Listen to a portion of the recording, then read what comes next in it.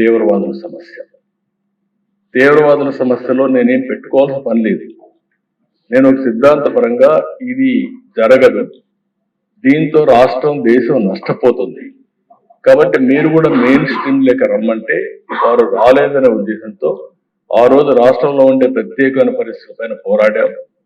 కడా నా మీద వాళ్ళు ఇది చేసే పరిస్థితి ఇచ్చారు. నేను ఆ రోజు ఏదైతే చెప్పానో ఈ రోజు తుది దశకు కూడా తీవ్రవాద సమస్య అనే పరిస్థితి వచ్చింది. అంటే నిన్న మనం చూస్తా ఉంటే టాప్ లీడర్స్ అని కూడా సరెండర్ అయ్యే పరిస్థితికి వచ్చారు. దేశంలో కేంద్ర ప్రభుత్వం చొరవతో ఈ యొక్క నక్సలిజం కూడా మార్చి లోపల ఎక్కడా లేని పరిస్థితి వస్తుంది. అయితే అధ్యక్ష, ఇక్కడ ఒకసారి మీరు చూడాల్సింది, రాష్ట్ర ప్రజానీకం కూడా ఇప్పుడే ఆవేదన మీరు తెలియజేశారు. అందులో ఉండే కుట్రపూరితమైనటువంటి చర్యలు కూడా మనం గుర్తుపెట్టుకోవాలి. నేను ఒక లడ్డు విషయమే నేను మాట్లాడడం లేదు. ఈ రాష్ట్రంలో బ్రిటిష్ వాళ్ళు పరిపాలించినప్పుడు కూడా వెంకటేశ్వర స్వామి జోలికి రాలేదు.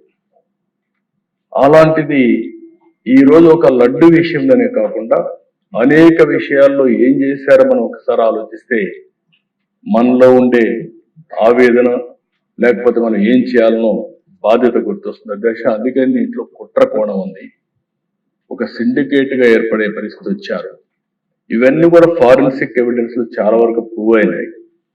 దీన్ని ఏ విధంగా ముందుకు తీసుకుపోవాలో కూడా మనం మాట్లాడుకోవాల్సిన అవసరం ఉంది అధ్యక్ష.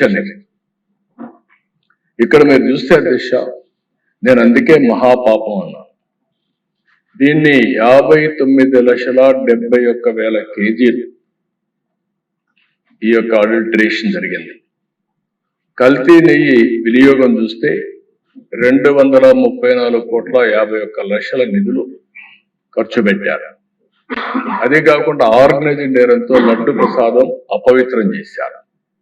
ల్యాబ్లకు కన్నుగప్పి టెండర్లు దక్కించుకొని, అంటే లీనియంట్వి లేకపోతే ఇది జరిగేది కాదు.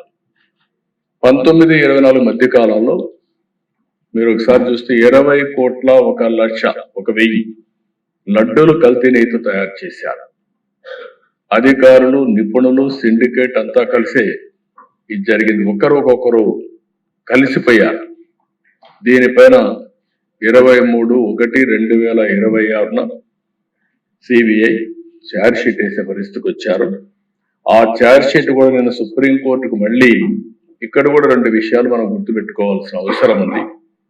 ఈ కేసు ఏదైతే నా నోటీస్కి వచ్చినప్పుడు నేను ఆ రిపోర్ట్ బేస్ చేసుకొని అనౌన్స్ చేశాను.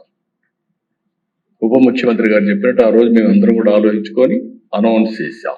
అనౌన్స్ అంటే నేను చెప్పాను, అడిగితే కూడా నేను వివరాలు చెప్పాను. అది అయిన తర్వాత దీని మీద ఒక సిట్ వేయాలని మేము ఆలోచించాం. ఇలాంటివి పునరావృతం కాకుండా చేయడానికి ఒక సిట్ వేయాలని చెప్పి ఆలోచిస్తే దానిపైన ఛాలెంజ్ చేసి సుప్రీంకోర్టు పోవడం, సుప్రీంకోర్టు దీని మీద అధ్యయనం చేసిన తర్వాత ఇది రాజకీయ కాంట్రవర్సీ ఉండకూడదనే ఉద్దేశంతో రాష్ట్ర ప్రభుత్వం, కేంద్ర ప్రభుత్వం అధికారులతో ఒక సిట్ ఒకటేసి సిబిఐ ఆధ్వర్యంలో ఎంక్వైరీ చేయమని ఒక సిట్ కాన్స్టిట్యూట్ చేసే పరిస్థితికి వచ్చారు. అంటే ఆ రోజు పోయింది కూడా అధ్యక్ష సుప్రీంకోర్టుకి వైఎస్ఆర్ కాంగ్రెస్ పార్టీ వెళ్ళారు. వాళ్ళు ఎంక్వైరీ చేసిన తర్వాత సిట్ అంతా ఫైనలైజ్ అయిన తర్వాత మొన్న కొన్ని రికమెండేషన్లని ఛార్జ్ షీట్ వేశారు. అదే సమయంలో రాష్ట్ర ప్రభుత్వానికి కొన్ని రికమెండేషన్లు చేశారు. అంటే ఎవరెవరు అధికారులు తప్పు చేశారో వాళ్ళందరిపైన మీరు యాక్షన్ తీసుకోండి అని వాళ్ళు మాకు ఆదేశాలు సిబిఐ రిపోర్ట్ పంపించారు. అదే సమయంలో టీటీడీ కూడా ఇందులో కొన్ని కరెక్షన్ చేయాలి, అవి కూడా చేయమని ఇంకోటి పంపించారు. ఆ రిపోర్ట్ టీటీడీకి పంపించాం. చాలా మంది అనుకుంటున్నారు ఇక్కడ మనమే చేస్తున్నామని. కాదు, 2 విధాలుగా ఉంది. సుప్రీంకోర్టు ఆధ్వర్యంలో జరిగినటువంటి సిబిఐ ఎంక్వైరీ, ఆ ఎంక్వైరీలో సిట్ వేసి సిట్ ఫైనలైజ్ చేసినటువంటి ఒకటి టీటీడీ ఏం చేయాలి, మనం ఏం చేయాలి, సిబిఐ ఛార్జ్ షీట్ వేసి కోర్టు కూడా ఫైల్ చేశారు.